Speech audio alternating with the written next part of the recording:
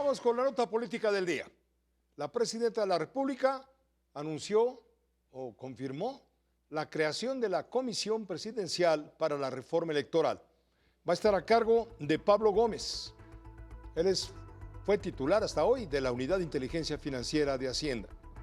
El objetivo de esta comisión será elaborar un diagnóstico profundo sobre el estado actual del modelo electoral y de los partidos políticos, así como preparar una propuesta de reforma legislativa. Entre otras tareas, revisará y actualizará procedimientos, estructuras y normas del actual sistema electoral para fortalecer la confianza pública en los procesos electorales e impulsar la participación social. La presidenta de la República dio a conocer a los 7 integrantes de la Comisión Presidencial para la Reforma Electoral. Los nombramientos fueron publicados esta tarde en el Diario Oficial. Se trata de Rosa Isela Rodríguez, secretaria de Gobernación; José Peña Merino, de la Agencia de Transformación Digital y Telecomunicaciones; Ernestina Godoy, la consejera jurídica de la Presidencia; Lázaro Cárdenas Batel, de la Oficina de la Presidencia; Jesús Ramírez Cuevas, coordinador de asesores de la Oficina de la Presidencia; y Arturo Saldívar, coordinador general de Política y Gobierno de la Oficina de la Presidencia. Con uno, Julio Sánchez informa. Vamos a iniciar con una serie La presidenta Claudia Sheinbaum formalizó que este año va por una reforma electoral. Y en la conferencia de Palacio Nacional reiteró su propuesta con una advertencia para quienes defienden a los legisladores plurinominales. ¿Qué quieren que? No que crezca el número de plurinominales, pero que haya más plurinominales en los 500 diputados. ¿Verdad? Nosotros estamos de acuerdo con eso. La autonomía del INE, evidentemente estamos de acuerdo que se mantenga, que el padrón electoral se mantenga en el INE, todo eso estamos de acuerdo. Para construir la propuesta creó una comisión especial, encabezada por Pablo Gómez, ex titular de la Unidad de Inteligencia Financiera. También anunció que su gobierno hará una encuesta, con la certeza de que habrá coincidencia entre su propuesta y la opinión pública. La gente no le gusta que los partidos políticos tengan tantos recursos, no hace falta. No le gusta que haya tantos recursos que se destinen a las elecciones. Tampoco hace falta para que haya elecciones democráticas. La gente tampoco le gusta que haya tanto plurinominal de lista. Tampoco.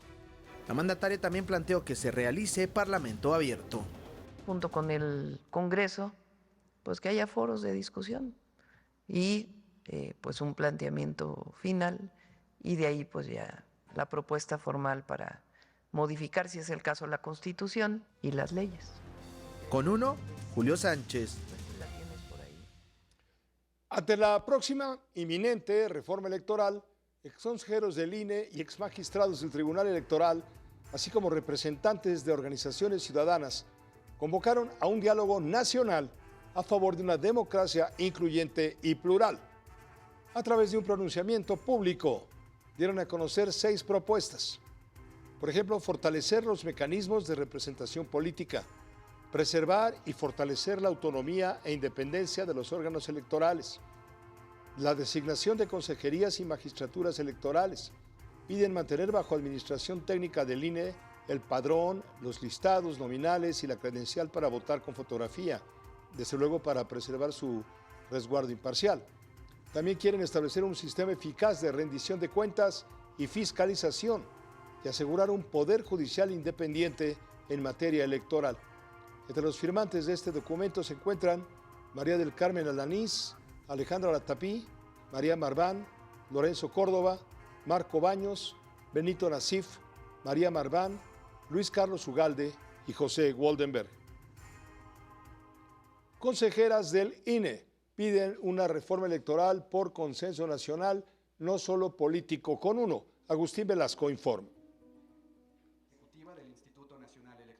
Consejerías del INE dieron la bienvenida a la confección de una reforma electoral y dieron un voto de confianza a quien antes ya intentó tocar al árbitro. El plan A también fue hecho en la oficina del señor Pablo Gómez, pero bueno, pues yo aspiro a que primero seamos escuchados como consejeros técnicamente en una comisión, que me parece un planteamiento distinto a que una sola persona redacte esta reforma. Señalaron que una reforma constitucional o legal tendrá que pasar por el consenso nacional y no solo por el diálogo político. Porque estamos discutiendo no solo qué país queremos, sino cómo vamos a hacer elegir quienes nos gobiernan, nos representan, nos administran. Entonces creo que sí tendría que, es una oportunidad de hablar, de abrir un debate nacional. Se trata, recordaron, de cambiar las reglas con las que se participa en el juego democrático. Cualquier reforma debe ser dialogada, pero la electoral debe ser consensada también. Las consejeras adelantaron que el voto electrónico deberá ponerse a debate y una modernización institucional que abarque la fiscalización. El tema de redes sociales, plataformas digitales, los temas de voto electrónico me parece esencial. Esta estrategia de transformación digital, constitución de partidos políticos, como la fiscalización me parece esencial. Los cambios, opinaron, tendrán que ser transparentes y con la opinión de especialistas. Con imágenes de David Mejía, con uno, Agustín Velasco. Gerardo Fernández Noroña, todavía presidente del Senado, reconoció el primer problema para resolver, que será consolidar la reforma electoral, pero primero convenciendo a todos los integrantes de Morena, después a los aliados, PT y Verde. Ahora, según Gerardo Fernández Noroña, el extitular de la Unidad de Inteligencia Financiera, Pablo Gómez, conoce a la perfección el tema, tiene experiencia en la redacción de iniciativas en materia electoral. En la misma línea se pronunció Ricardo Monreal, presidente de la Junta de Coordinación Política de la Cámara de Diputados. En contraste, el diputado panista Federico Dorin recriminó el nombramiento de Pablo Gómez. La iniciativa de reforma electoral se discutirá en el Congreso durante el próximo periodo ordinario de sesiones que inicia el 1 de septiembre. El problema es convencernos dentro de Morena, todas y todos, luego convencer al PT y al Verde. Sin ellos no hay reforma constitucional. Entonces no es una decisión que puedas tomar así de esto va y así va a ser. Pues no. Pablo Gómez es un hombre que sabe mucho el tema, mucho.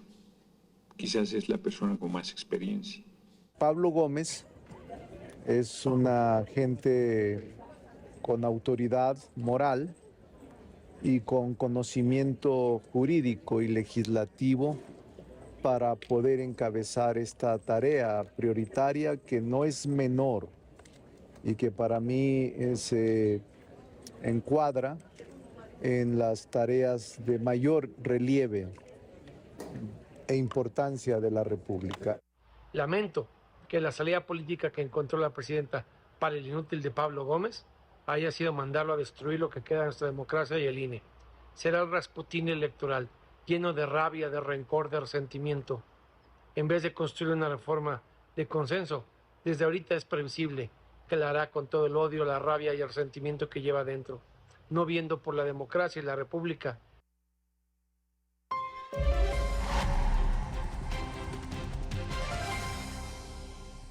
Bueno, hace 3 años fracasó el intento del presidente de la República, Andrés Manuel López Obrador, de llevar a cabo la reforma electoral para tener pleno control de las cosas. Ahora también, en aquel entonces era Pablo Gómez el que encaminó las cosas.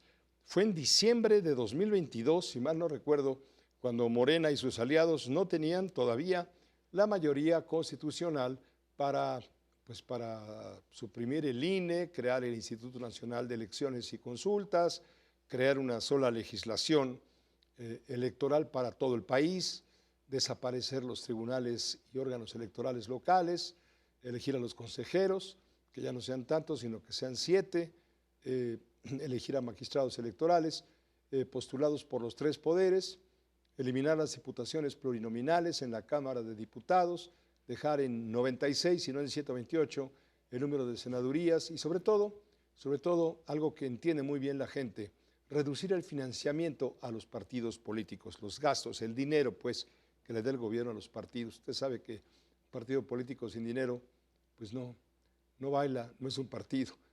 Dejar el dinero sí, solamente en épocas electorales. Bueno, pues ahora será otro cantar. ¿Por qué? Porque todo está amarrado de otra manera distinta. Y si no, lo discutimos con Jesús Silva Herzog Márquez, profesor de la Escuela de Gobierno del TEC de Monterrey, a quien damos la bienvenida como todos los lunes. Jesús, ¿cómo estás? Bienvenido. Pepe, muy buenas noches. ¿Cómo ves?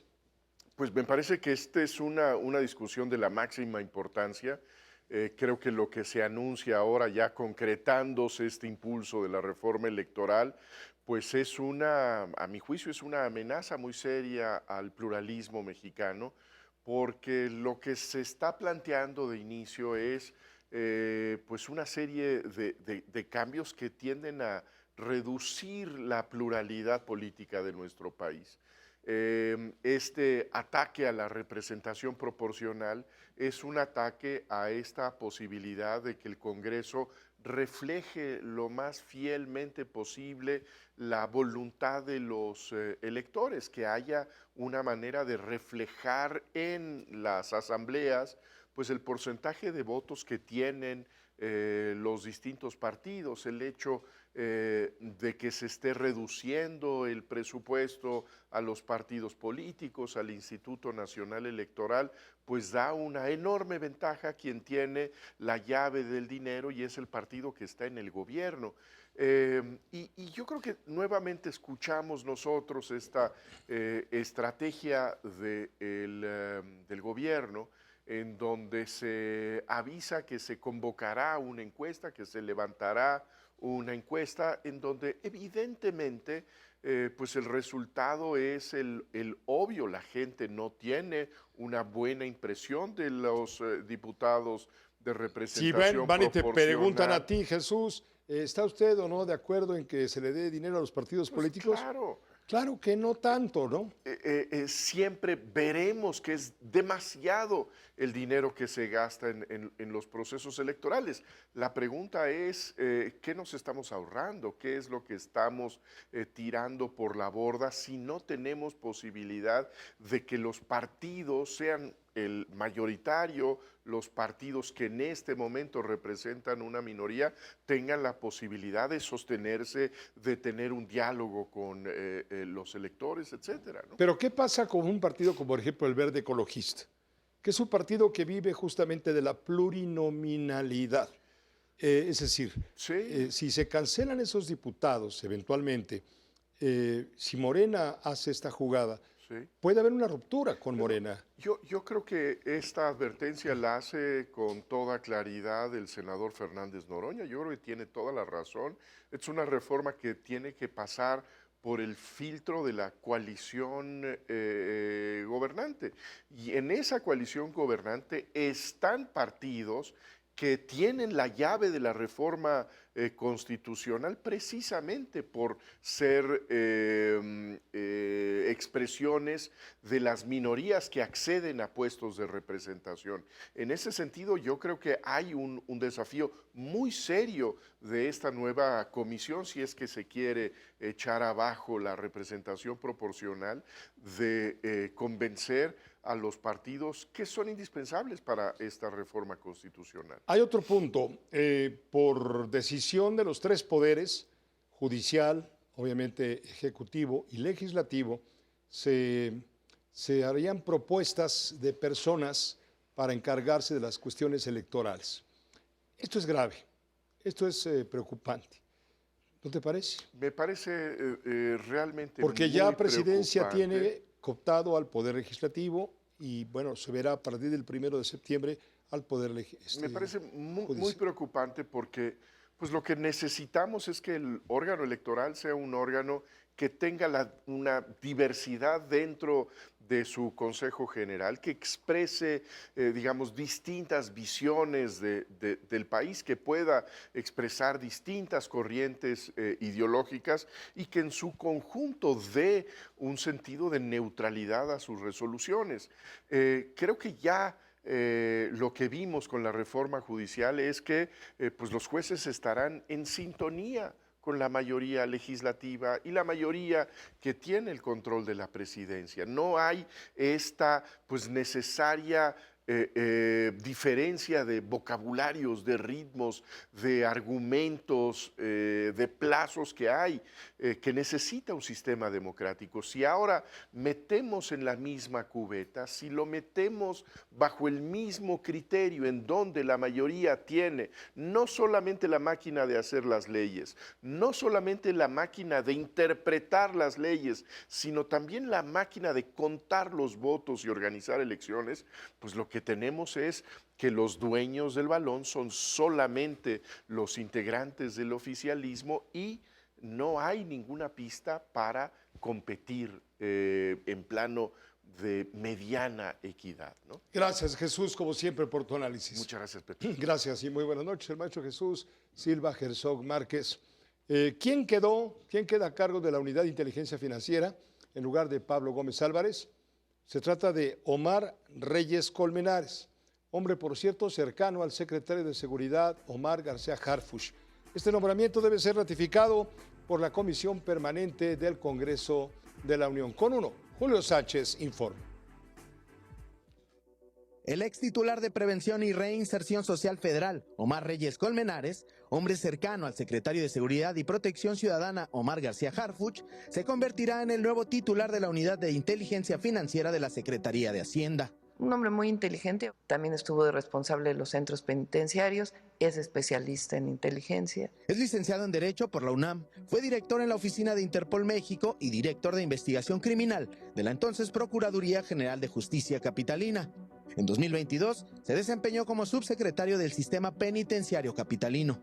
Desde el año pasado era subsecretario con enfoque en inteligencia y operaciones. Omar Reyes, quien ahora va a la UIF, hizo una serie de estrategias para los centros penitenciarios, tanto de cambiar a personas privadas de la libertad de un lugar a otro, algunos llevarlos a ceferezos federales y también esquemas de empleo y otras acciones para la reinserción. Omar Reyes es considerado uno de los principales estrategas de investigación policial del grupo de García Harfuch.